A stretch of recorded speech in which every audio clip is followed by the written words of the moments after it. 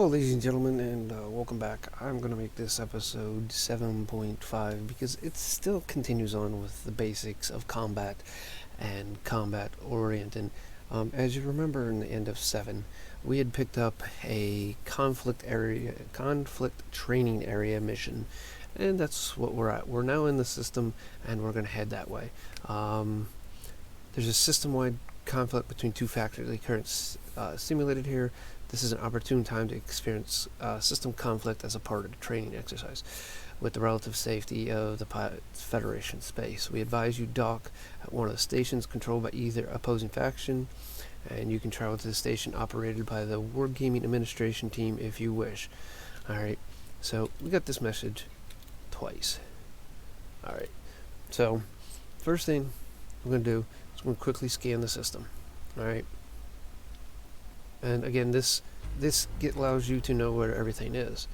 Alright, you got Fazong's base, bunch of identified signals, resource extraction sites. You got an orbital and another orbital. Alright, and you got all this stuff, and then you have your conflict zones: high intensity, medium intensity, low intensity. And these are all intensities, and the difference is just the difficulty. Alright, so first one, we're going to head over to the base, just for the simple fact that we want to fuel up our ship, have maximum amount of fuel that we can have, and then we're going to go from there. That's what I'm going to do, a little over speed, but we'll try to make it work out.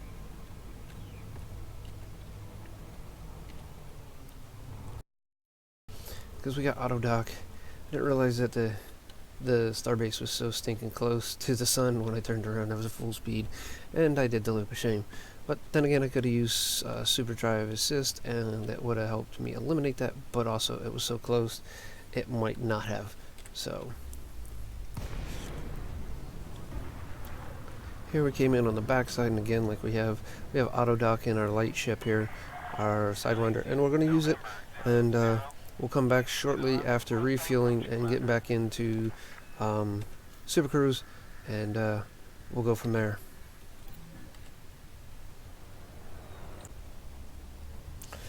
Alright, ladies and gentlemen, here we are. We're back in Super Cruise after repairing, refueling, and everything in the starbase. Now we're going to find a conflict zone that is in low intensity and nearby. Alright, so there we have it locked.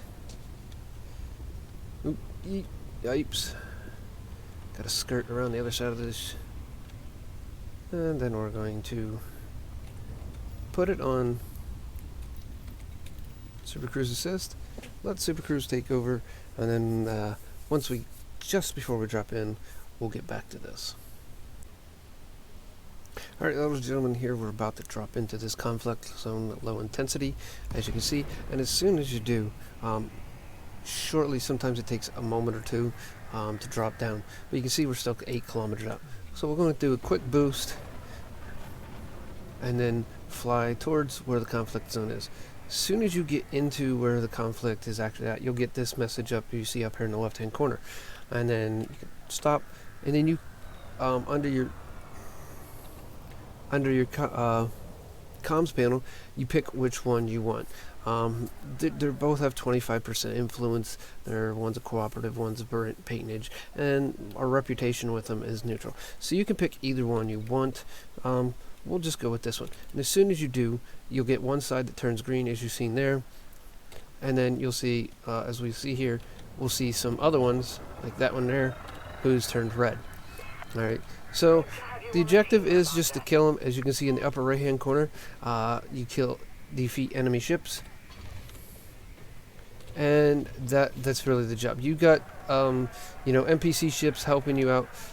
You can see this person here fired some chafes, and so that's why our targeting stuff's going all over the place. Now we're going to unload on this gentleman here, and change our pips around, and then oops. Sometimes you will take the attention of the NPC Harry's chafing. Wow. Even for wow, he's an expert. Picked on the wrong person, and this is kind of wrong. So we're going to get out of here as quickly as possible. This conflict zone, even so it's a light, we're pretty much dead. I didn't pay attention to what I was attacking, but honestly, in the beginning zones, there should be no conflict zones that are incapable of actually doing. There shouldn't be experts here. So we're in a drift, and this is a good point to show. Sometimes your shift gets beat up, so you have to basically repair it, and it will shut your ship down for momentarily, cannibalize some of the parts, and then fix some other parts. And as you can see, we're going here. Things are starting to slowly work back up. Our oxygen is slowly being depleted because we're now in an emergency type of situation. And as you see, our thrusters are back online, and we can get the heck out of Dodge once again. So that's a good thing to know if you get in too much damage. Really, with what life we have left, 30% life, this conflict zone is dead to us. I didn't realize when I restarted this that there were going to be expert ships in here against harmless, and that's really, in the long run, that's not.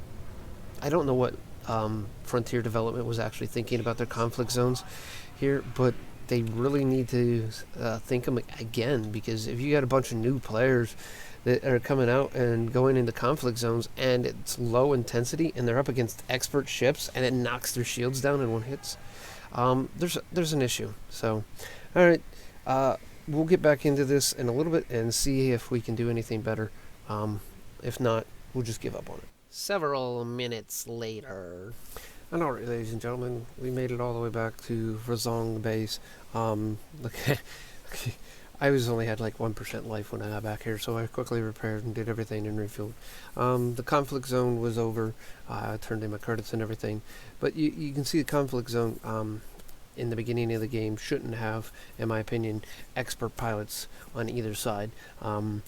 It took me down to 1%, and it literally, the first shots I got off, I got destroyed and knocked all the way down to 30% life through my shields and everything. Of course, the Sidewinder's not the best freaking ship to actually go out there and actually be able to do anything with.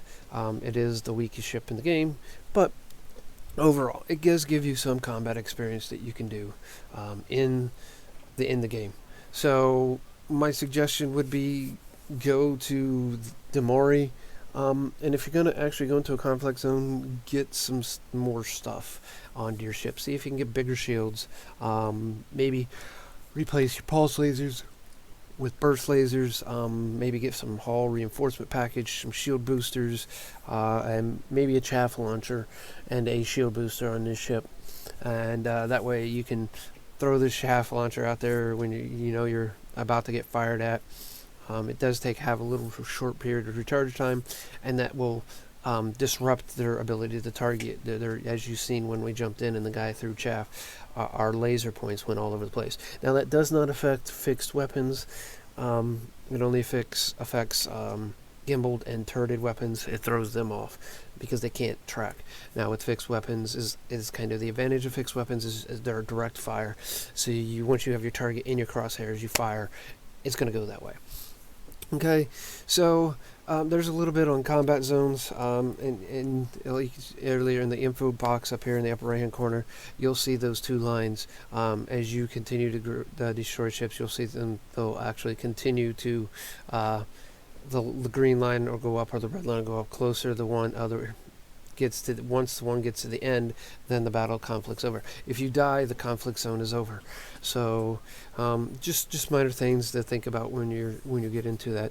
So again, if you're going to try to do some conflict zones in the beginning ship, I highly suggest that you really put some good equipment on it. And go to the Maury and hit the main station there, which is Madison Dock. All right, hit that station and Mawson Dock, and it really has a couple other ships that you could actually pick up with doing a few combat missions and a few small missions here or there. I mean, it has the Cobra Mark III, which is a good fighter, the Eagle Mark II, which is also a good fighter, and the Viper Mark III. They're all better than the Sidewinder. And then they also have the Adder and Holler there, which are good cargo ships. So if you want to stay in the beginning zones, that's really where you're going to get your ships. Your next ships and stuff is in Mawson Docks. And we'll get into that in a little bit. But in the next episode, I think we're going to go ahead and head back to Mawson Dock, and then we're going to try to explore a few. And I'm going to give you a little information on exploration. And as you see, every time I jump into a system, I scan the system. But we're going to get into more detail in the next one. So we're going to do probably exploration in the next episode, episode 8, and then I might have an 8.5 just to get into a little more detail for exploration. I will, after that, I'll figure out what I'm going to do after 8. So, alright, ladies and gentlemen, this is GreatTaz. If you like this video, which I hope you really did, please do give it a thumbs up. If you did not like this video and really think it deserves it, you know what to do. There's the thumbs down button also. If you're not a subscriber, please take a moment to subscribe. Click that subscription button, then click the notification button and change it from occasional to always to get instant notifications of all my new uploads, whatever it may be. And on top of that, there's really nothing left, so I am going to head back to end up back in Mawson Dock tomorrow. Excuse me. And that's where we're going to move from there on to into our exploration. We're going to figure out which ship that we can afford is going to be better for us for a jump ship, minor exploration ship, and maybe also be able to turn it into a mining ship, because we'll go through that a little bit on mining also. So with that all being said, I'm out of here. I'm going to see you in the deep, dark black.